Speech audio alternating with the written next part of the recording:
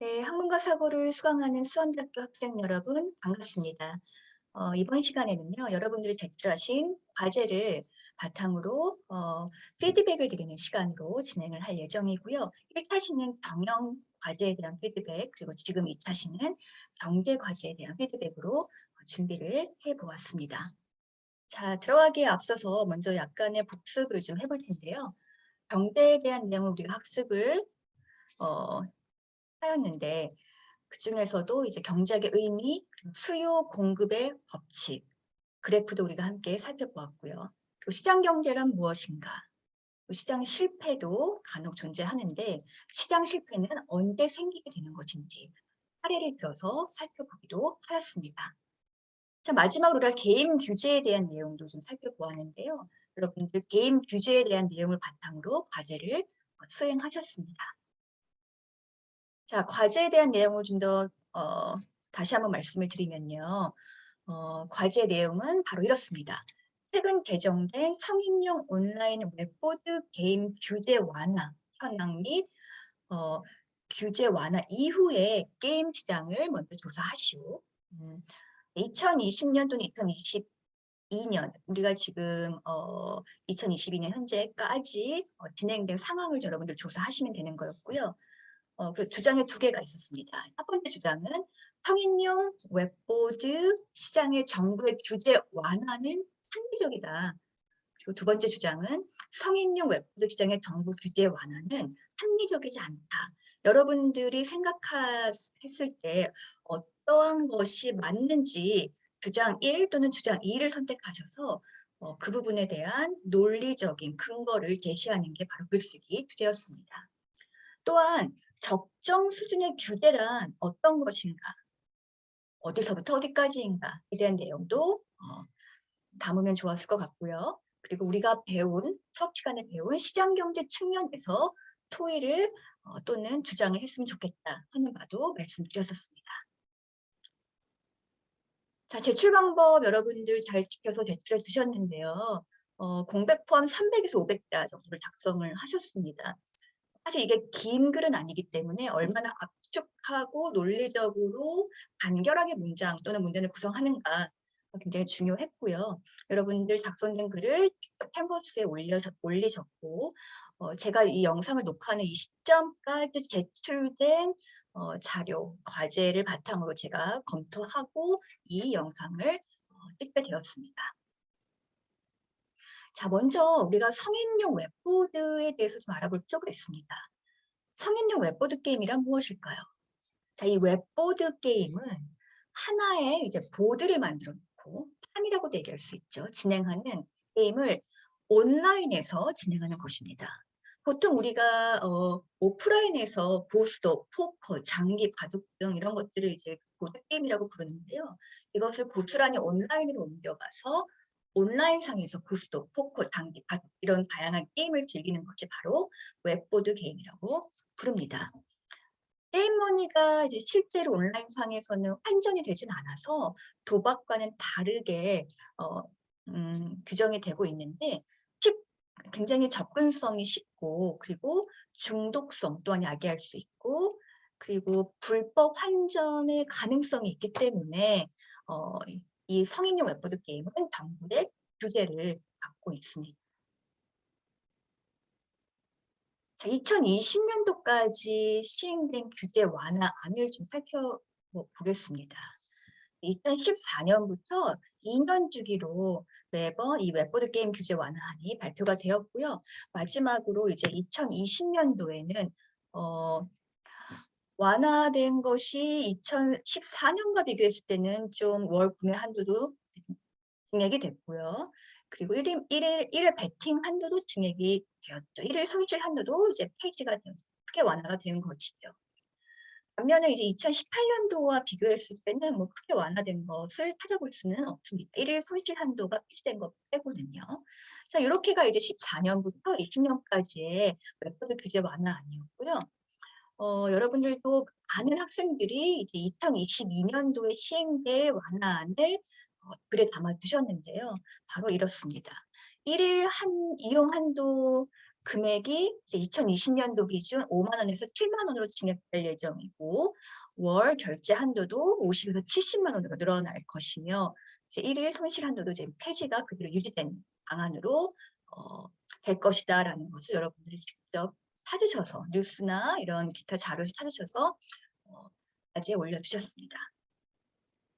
자, 그렇다면은 지난 한 2014년도 처음으로 웹보드게임 규제 완화 정책이 시행된 이후로 게임 산업의 이런 상황은 어땠을까요? 한 학생이 제 실적표를 좀 올려주셨는데요. 국내 주요 게임사 2014년 2분기 실적표입니다.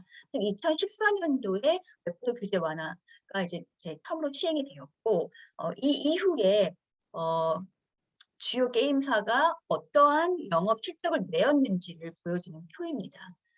완화 정책 이후로 많은 게임사들이 매출이 영업이익이 증가했음을 알 수가 있습니다. 다 보시면은 넷마블, 게임빌, 컴투스, NHN, 넥슨 등등 뭐 증가한 회사도 있고 감소한 회사도 있는데 특히나 넷마블 같은 경우는 영업이익 82%나 증가하는 이러한 모습을 보였습니다. 따라서 이제 완화가 된다면, 정부 규제 정책이 완화가 된다면 국내 게임사에게는 상당히 실적을 내기에는 유리한 상황이다. 이렇게 우리가 이야기할 수 있겠습니다. 자, 지금부터는 제가 글쓰기 팁에 대한 부분을 좀 알려드릴 겁니다. 경제에 관련된 글쓰기, 경영에 관련된 글쓰기, 더 나아가서는 뭐 각각 인문, 이공계열 여러분들 글쓰기를 한 학기 내내 이번 수업을 통해서 하실 텐데요. 해당 분야, 해당 부문에 대한 내용을 잘 알고 있는 것도 중요하지만 얼마만큼 그 내용을 잘 풀어내느냐, 즉 얼마만큼 잘 글로 표현해내느냐도 굉장히 중요한 부분입니다. 따라서 이 글쓰기 팁을 제가 좀 몇 가지 알려드리고 이번 학기 내내 글을 쓰는 과학자 여러분들 이 글쓰기 팁을 좀 활용하셨으면 좋겠습니다. 저희는 이제 주장에 대한 근거를 제시하는 글쓰기, 논리적인 글쓰기 과제를 계속 수행하시게 될 예정이기 때문에 여러분들은 많은 정보를 수집하는 게 가장 먼저 해야 될 부분입니다. 많은 정보를 수집해야 되는 이유는요. 이런 논리적인 글쓰기에서는 논리적 근거를 제시를 해야 되는데 내 주장은 이렇고 내가 이 주장을 하는 이유는 근거를 통해서 제시해야 되는데 이 근거는 바로 많은 정보 속에 담겨져 있거든요. 정보를 보통 여러분들은 이제 인터넷을 사용해서 많이 수집을 하시죠. 주로 뉴스를 많이 수집을 하셨더라고요. 네, 뉴스뿐만 아니고요. 학술적인 논문이나 학술적인 책, 단행본 등과 같은 도서에서 여러분들이 직접 찾아서 필터를 달아서 글쓰기에 넣으셔도 좋습니다. 자, 두 번째는요. 글쓰기의 기본은 단락 구성이 있습니다. 물론 여러분들 300에서 500자 이내로 과제를 수행하셨지만 더 나아가서는 800자, 1000자, 1200자 여러분들 뭐 앞으로 자소서에 여러분들에 대한 글을 쓸 때도 이 글쓰기의 글자 수가 한정적으로 제한되어 있거든요. 근데 가장 기본적으로 여러분들은 단락을 구성해야 됩니다. 이 단락 안에는 문장들이 들어가 있고요. 단락을 어떻게 구성하는지 이 단락 안에서도 서로 물론 결론에 존재하기 때문에 이 단락 구성을 따임새 있게 하는 연습을 하실 필요가 있다는 것입니다. 3번을 보시면 1번과 좀 연결되는 부분이긴 한데 출처를 제시하면 이 글쓰기가 굉장히 설득력이 있어 보입니다. 많은 학생들이 이번에 과제를 제출하면서 출처를 달아주셨습니다. 그런 부분에 있어서 제가 그 글을 읽을 때 굉장히 설득력이 있어 보이더라고요. 많은 정보를 수집하는데 그 정보를 어디에서 수집했는지가 바로 출처고요. 출처를 제시하면 설득력이 보이는 이유는 자신의 주장에 대한 객관적인 근거가 되기 때문입니다. 그리고 분명히 출처라는 것은 다른 사람이 이미 그 내용에 대해서 얘기해 놓은 것이기 때문에 이 다른 사람의 지적재산권을 우리가 보호해주고 존중해줄 필요가 있다는 것이죠. 그래서 내가 얘기하는 것이 아니고 다른 사람이 얘기한 것을 가지고 올 때는 출처를 밝혀줘야 된다는 것입니다. 자, 그리고 독자에게 글에 대한 상세한 정보를 일목요연하게 제공할 수가 있습니다. 여러분들 제출한 과제를 글을 읽다 보면은요. 이렇게 출처를 들고 여러분들이 주장을 더욱더 강하게 이야기하는 과정을 봤을 때 굉장히 일목요연하게 글의 흐름이 보였거든요. 그래서 이런 출처가 여러분들 글쓰기에 매우 도움이 된다는 거 알아두시기 바랍니다. 출처 여러분들 글 마지막에 좀 달아주실 때 뭐 이렇게 달아주셔도 돼요. 이거는 이제 책에 대한 단행본에 대한 출처를 쓰는 방법을 제가 좀 표기해 놨는데요. 글쓴이 즉 저자 이름을 적으시고 마침표를 떼고 가로 열고 이 책이 출판된 해 2020년도라고 하면 2020년도 가로 닫고 마침표 찍고 이 책의 제목을 쓰시고 마침표 찍고 또 출판사 이름을 쓰시면 됩니다. 뉴스를 여러분들이 출처로 제시하는 경우가 굉장히 많았는데 뉴스 또한 여러분들 뭐 네이버나 구글을 통해서 출처 적는 방법, 뉴스 출처 적는 방법 이렇게 검색을 하셔서 이렇게 비슷하게 출처를 좀 적어서 제출하는 것도 좋은 방법입니다. 4번을 보시면 길게 쓰면 집중력이 흐려집니다. 그래서 저희가 과제를 300에서 500자로 제한한 이유도 바로 그것입니다. 글자 수를 제한두지 않으면요. 글쓰기라는 것은 쓰다 보면 계속 길어지기 마련이거든요. 내가 얼마나 요약해서 간단하게 글을 쓰는가가 핵심인데 그 제한된 글자 수가 없으면 사람은 계속 글을 계속 이렇게 길게 써 내려가는 습성이 생기기 때문에 여러분들 길게 쓰는 것보다는 좀 짧게 쓰는 연습을 해 보시기 바랍니다. 몇몇 학생들이 글쓰기 과제에서 제목을 달아주셨어요. 제목은 그냥 단순하게 두 장을 제목으로 한 친구도 있고 조금 변형시켜서 개인이 직접 장문하여서 제목으로 달아준 학생도 있는데 사실 제목을 보면요. 아, 이 친구가 굉장히 글쓰기 초반에 신경을 썼구나, 생각을 했구나라는 생각부터 시작을 해서 제목으로 시선이 좀 압도되는 경향이 있습니다. 여러분들 뭐 다음 글쓰기 과제나 이럴 때는 한번 제목도 달아보는 것도 좋은 시도일 것 같습니다. 글쓰기 팁 두 번째는요. 조사하고 요약하자. 제가 많은 정보를 수집을 하라고 했는데요. 요약하는 게 중요합니다. 여러분들 신문 기사를 읽어주셨는데 그리고 나서 이제 많은 부분 출처로 이제 달아주셨는데 뉴스를 많이 읽다 보면요. 또 인터넷에서 돌아다니는 정보를 많이 수집하다 보면요. 그 정보가 너무 방대해집니다. 따라서 내가 필요한 정보를 수집을 해서 그것을 일목요연하게 요약하는 연습이 필요하거든요. 이런 것들을 여러분들 매번 뉴스를 보거나 뉴스를 읽거나 글을 읽으면은 아, 이 글은 한마디로 또는 한 문장으로 이런 내용이구나라고 여러분들이 요약하는 연습을 좀 하시는 것도 좋을 것 같습니다. 아까 앞서서 글쓰기 팁 1에 단락 구성이 굉장히 중요하다고 했는데요. 이 단락 구성을 할 때 어렵지 않게 그리고 조금 더 편하게 수월하게 할 수 있는 방법은 먼저 아웃라인이라는 것을 작성하는 것입니다. 아웃라인이라는 것은 바로 문서 작성 수행의 이전 단계라고 불리우는데요. 이제 아웃라인은 어떤 역할을 하는가, 글쓰기의 진행을 좀 확인시켜 주고요. 작성자 스스로에게 문서 작성의 중요 측면과 구성 요소를 확인할 수 있도록 하는 역할을 해줍니다. 아웃라인은 글을 쭉 써내려가는 것이 아니고 꼭지별로 달아가지고 키워드화 시켜가지고 내가 서론에는 무엇, 본론에는 무엇, 결론에는 무엇을 쓰겠다라는 것을 정리하는 과정이기 때문에 여러분들 스스로에게 글 쓰는 데 도움이 될 수가 있다는 것이죠. 이렇게 아웃라인을 바탕으로 단락을 구성하게 되는데 단락이라는 것은 하나 이상의 문장이 모여서 하나의 중심 생각을 나타내는 글의 단위입니다. 따라서 한 단락에는 여러 가지 의견을 여러분들이 제시하는 것보다 하나의 중심 생각만 담는 것이 바람직한 것이죠. 예를 들어 볼게요. 단락 구성을 할 때 한 1000자 정도의 글을 작성하시오라는 질문이 주어졌을 때 서론, 본론, 결론 등을 각각 1개, 2개, 1개의 단락으로 구성하면은 딱 한 1000자 정도의 글이 나올 것 같습니다. 여러분들 300에서 500자이기 때문에요. 과제는 한 1개에서 2개 정도의 단락, 긴 단락 하나 또는 짧은 단락 2개 정도가 적합하다고 볼 수가 있겠습니다. 문단을 구성하는데 여러분들 아마도 두괄식, 위괄식이라는 용어를 좀 이미 좀 배워서 알고 계실 것 같습니다.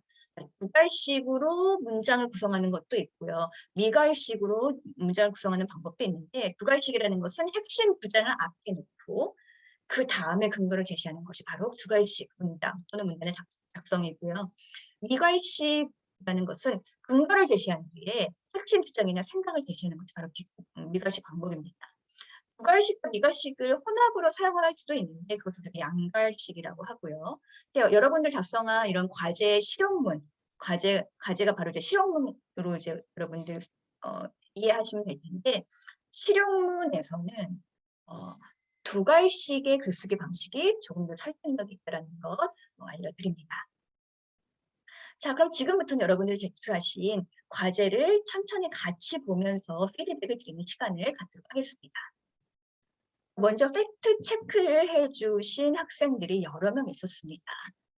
팩트 체크라는 것은요, 여러분들 아마도 자료 조사를 이만큼 했다라는 것을 보여줄 수가 있겠죠.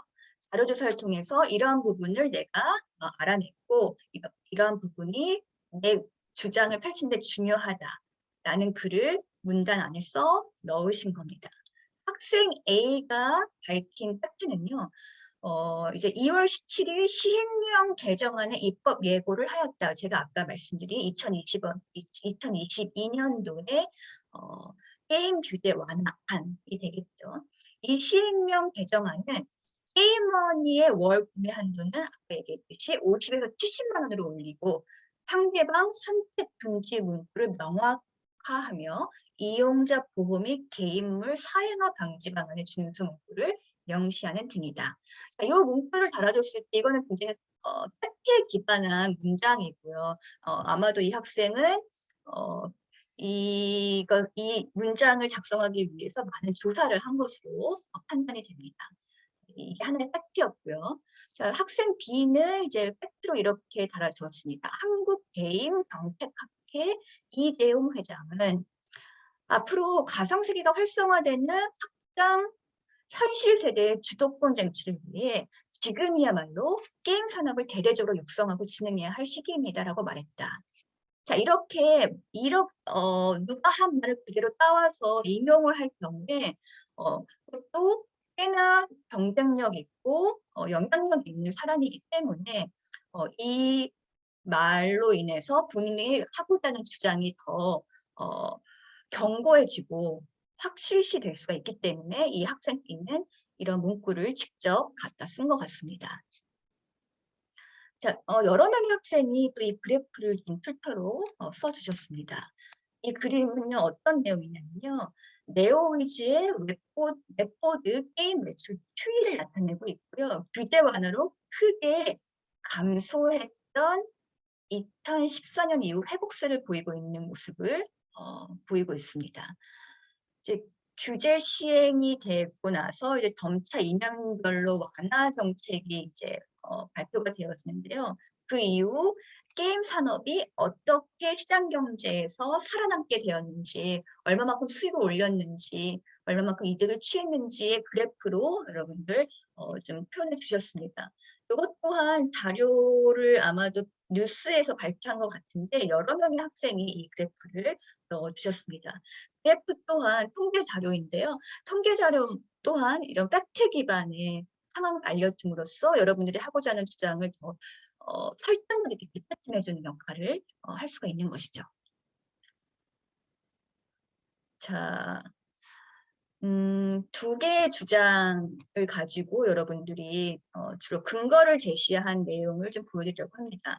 근거를 제시하는 데도 여러 가지 방법이 있는데요. 먼저 출처를 제공하는 그런 근거 제시를 한 학생들이 굉장히 많았습니다. 첫 번째 주장은 규제 완화가 합리적이다라는 입장을 표명한 학생들이었고요. 이 입장을 표명한 학생들 중에서 근거를 툴터로 들어서 제시한 학생들이 여러 명 있었습니다. 대표적으로 학생 C는 NHN사의 대표 게임 한게임 로우바둑의 이용 시간이 부쩍 증가했고 규제 완화가 된 이후로 PC방 점유율에서도 가장 큰 증가폭을 보여주었다. 이렇게 적어주었고요.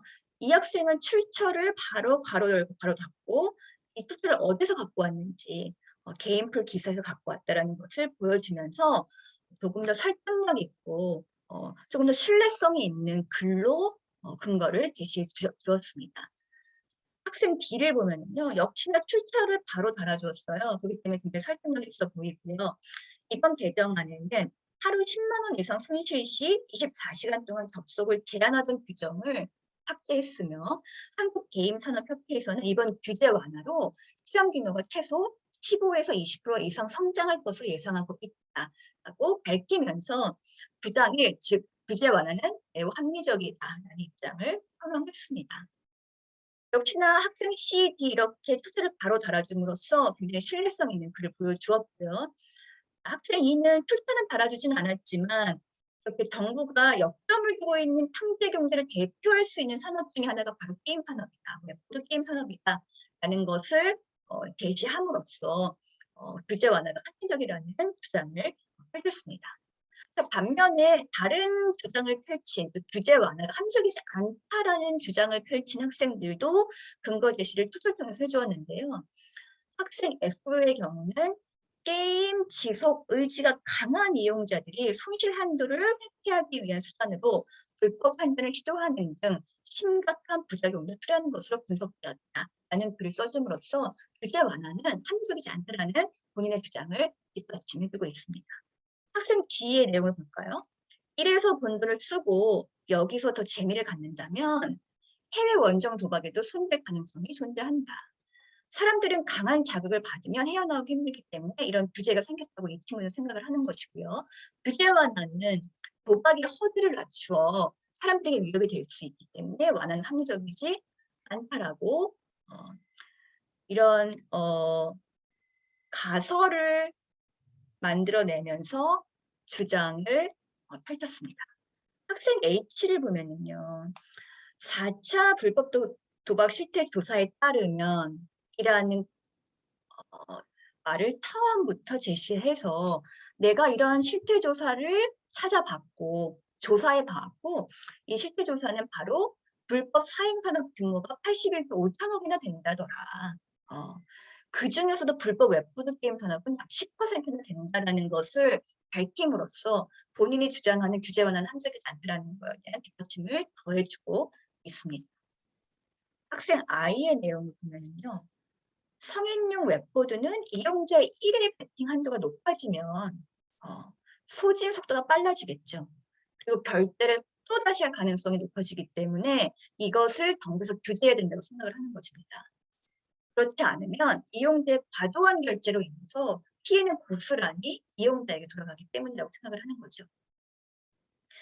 자, 앞서 주장 1을 제시한 학생들이 펼친 근거와 비슷한 맥락의 근거를 주장 2에서도 펼치고 있는데요. 전혀 다른 맥락으로 이제 접근을 하는 것이죠. 무엇이냐? 바로 NHT는 웹보드게임 매출이 10% 이상 늘어날 것으로 본다는 것을 주장 1을 제시한 학생은 이것은 긍정적이다라고 표현한 반면에 규제 완화가 합리적이지 않다라는 주장 2를 펼치는 학생은 이거 봐라. 이렇게 웹보드게임 매출 10%나 10% 이상으로 늘어나는 것은 너무나도 많은 소비자들, 이용자들이 결제를 많이 해서이다라고 이런 역으로 본인의 주장에 대한 근거를 제시한 것입니다. 자, 두 번째 이제 근거 제시 중에서도 사례를 든 학생들이 있습니다. 사례라는 것은 몇 년도에 이런 사례가 있었다. 해외에서는 이런 사례가 있었다. 이런 경우가 있었다라는 것을 좀 아주 자세하게 그런 상황을 또는 경험을 얘기해 주는 것인데요. 이것 또한 굉장히 설득력이 있죠.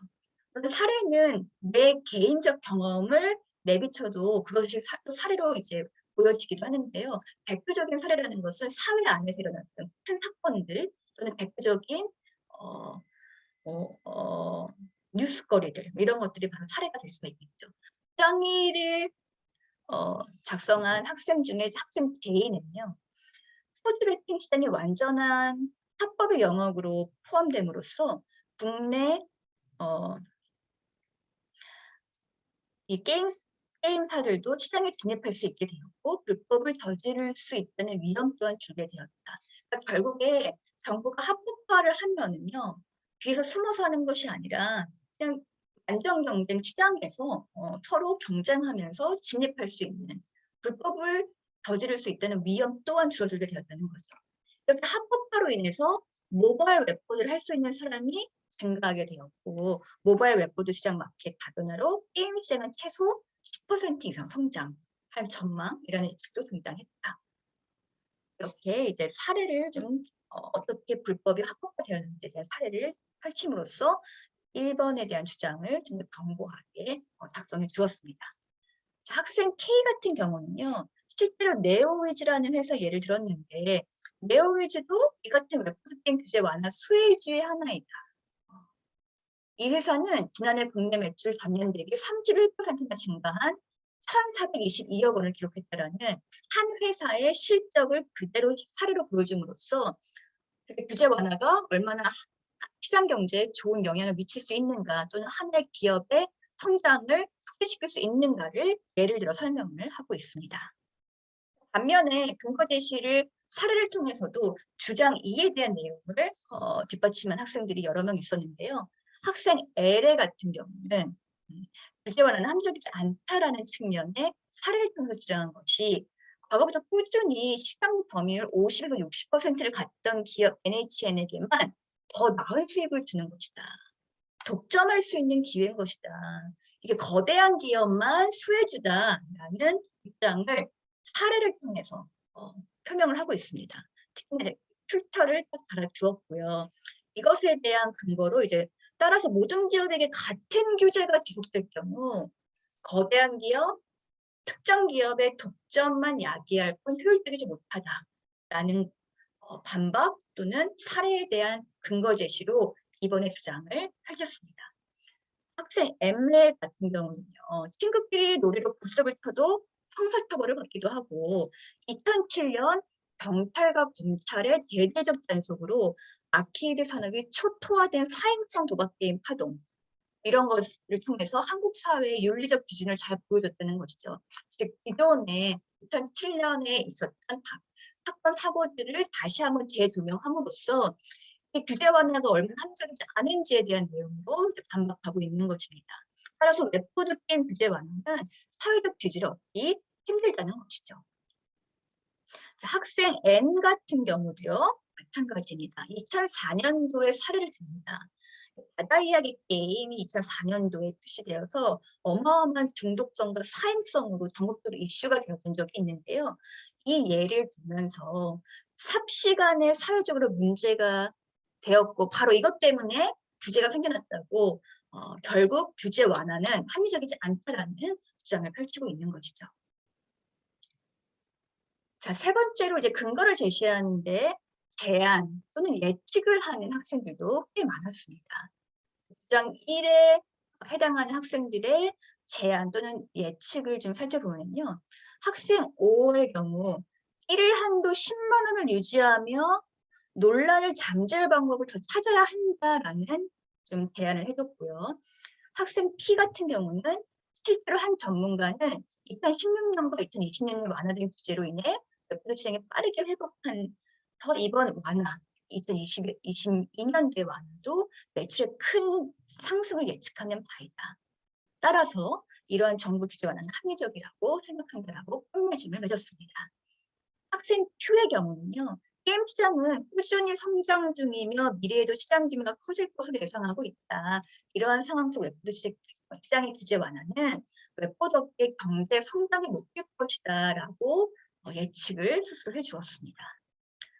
자, 학생 R의 경우는 적정 수준의 규제는 그 게임을 이용하고 게임을 운영하는 회사가 각자가 서로 이익을 위해 부가 분배되고 이용자 입장에서는 불법 사행성 게임을 하지 않아도 합법적인 게임 한도 내에서 재미를 느낄 수 있고 자 그로 인해서 국내 게임의 이용이 증가하고 더 나아가서는 국내 웹보드 게임 시장이 대폭 성장하고 기업 입장에서는 매출이 증가하는 이런 우리가 시장 경제에서 배운 시장 경제 선순환이 일어났으면 좋겠다라고 제안을 해주었습니다.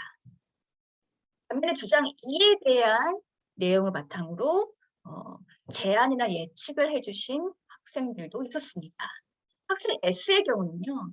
정부는 적당한 기간을 두고 동등한 최대 완화 기능 받는 금액을 규정해서 연 평균 순수익에 따라 이익이 높은 기업에게는, 즉 고수익 기업에게는 전년도 규제의 3%, 그에 비해 저수익 기업은 5% 완화 등의 방법을 통해서 균등한 완화 정책을 펼치는 것이 아니라 차등화 완화 정책을 펼치는 게 어떨까라는 제안을 해줍니다. 그래야지만 특정 기업의 독점 점유율을 좀 우리가 줄일 수 있고 기업 간 건강한 경쟁, 그리고 소비자들에게 다양한 소비 기회를 늘려줘야 한다는 그런 제안을 해주었습니다. 학생 P 같은 경우는요. 사회화 방지 대책은 행정지 침구 위반 시 사업자는 1,000만 원 이하의 벌금을 부과한다. 이들 게임사에게 1,000만 원이라는 벌금은 큰 부담이 안 될 수 있다라고 생각을 하는 것입니다. 이 학생은. 그렇기 때문에 규제를 완화시키는 게 아니라 정부의 규제 수위를 더 높여야 한다. 이렇게 역으로 주장을 하고 있는 것이죠. 이렇게 더 높은 벌금을 부과해야 되고 재미로 게임을 하는 사람들에게 피해를 주지 않게 만들어야 한다는 제안을 하고 있습니다.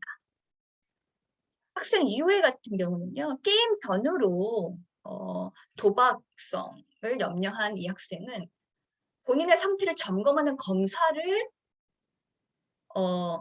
하도록 하는 게 어떨까라는 제안을 또 합니다.